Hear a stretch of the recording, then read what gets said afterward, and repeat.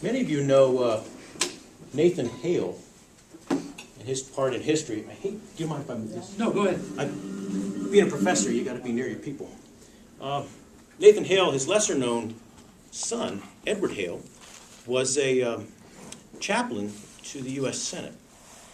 And someone once asked him, "Sir, do you pray for these senators?" And he said, "After getting to know them, I pray for the people." And I would consider myself a student of politics, though being involved in it early on in my life, being a student of politics now for the last couple of years.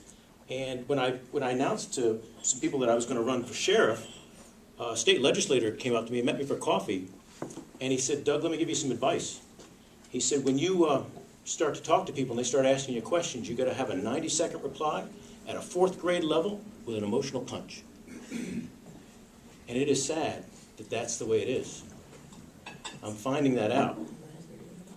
When I prepared for this race, I figured, man, I'm a professor. People are going to want to hear those deep, rich, dense answers, you know. They don't. So I hope if I go into professor mode tonight, you'll kind of do this for me.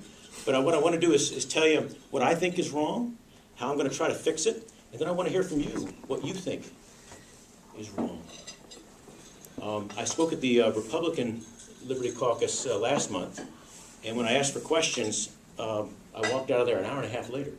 So we won't do that tonight. I want to hear from you. I got to say, first of all, it's refreshing to be able to come to a place where you can not only salute the flag and pledge, but you can pray. Growing up in Philadelphia there, we were a hop, skip, and a jump from Carl McIntyre's place in Collingwood. And Mom and Dad were very involved with him. We would go down to Cape May and stay at the Christian Admiral. We'd go on the campaigns, and everywhere I went, I wore the red, white, and blue, and I would salute the flag, and they put it up every time we went someplace, and grew up around that type of atmosphere all my life. My mom and dad worked on the Reagan campaign in the 80s. My father is a Presbyterian minister, still with Carl McIntyre's group.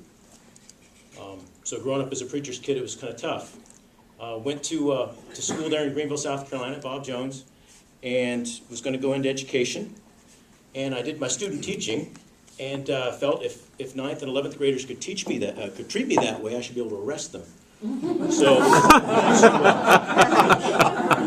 went into law enforcement because I was there with campus police. And I spent 5 years with the police force there in Greenville, South Carolina, and then felt that there was probably a better place to do this job. And I started looking out west, and I had never been out here before, but heard the way of life was just so grand, and got hired by the Idaho State Police in '92. And so moved out here and worked with them for 5 years, and then was hired by the Spokane City Police in '96, and been with them ever since. So closing in here on 3 decades of law enforcement. Along the way, I was able to go back to grad school, take advantage of some of those educational opportunities, got a master's in organizational leadership at Gonzaga, and then went right into Washington State University, where I got my PhD in criminal justice. And if that wasn't enough, someone talked me into going back and get my MBA just a few years ago, and I did that in human resource. So I can tell you there probably will never be another candidate for sheriff who's got as much education as this.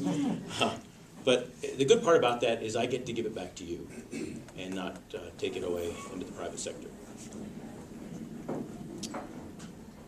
What I'd like to do is just tell you about 3 things. I'm going to give you the 3 legs of my stool on my campaign. I'm going to talk to you a little bit about organizational justice. I think my opponent has talked a great deal about having to fire officers and having to bring them back. And my argument is, if you're having to fire them, don't hire them.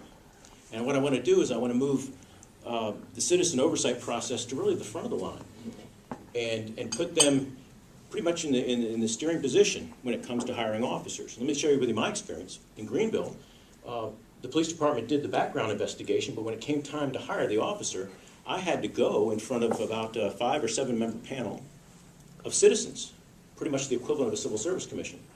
And they interviewed me for a good hour. And they decided whether or not they wanted me to represent their community. And they were the ones that hired me. Now, the good part about that is if one of those officers erred or stepped out of line and had to be terminated, the community owned that. There wasn't a casting of a spell on the police department. Why'd you hire this person? The community owned that, and it was very beneficial for the community to do that. So I'd like to move that oversight process to the front. I believe that engaging, and there's been a lot said about labor lately, but I believe that labor is an asset. It's not a liability. And I feel if we can engage them at a level to where they're acceptable with having some sort of a codified, I'll explain this to you, a codified policy manual where here's what the policy is, and then here's what the sanction is if you violate this, along with some mitigating circumstances. And that way there's something in place to where there's an expectation at the workplace. They're doing this in Minnesota. It's called a discipline matrix. And so they know going right into it what they're up against. So, organizational justice. Repeat offenders. Our property crime rates are embarrassing. And these people keep ripping us off. And I realize half of the problem is with the judiciary. There's not a whole lot the police can do about that. But we find that when we prevent crime, it's when we reduce crime. When you prevent a crime, that's a victim that isn't going to have to be compensated. That's an offender that doesn't have to be incarcerated. That's a judge we don't have to hire to handle that case, and a public defender, and so on. So what I'd like to do is take the program they have there in Daytona Beach.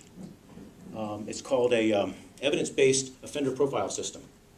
And they are getting a 400% clearance rate, far and above the other four agencies that they tested against. It's tested, it's validated.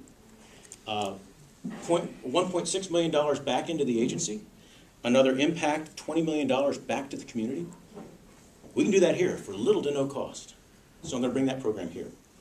The chronic offender program, and that would be a reactive measure, that what I just talked about, but a preventative measure would be the chronic offender program that they have in Vancouver, where they target these individuals and target them where they're committing the crime.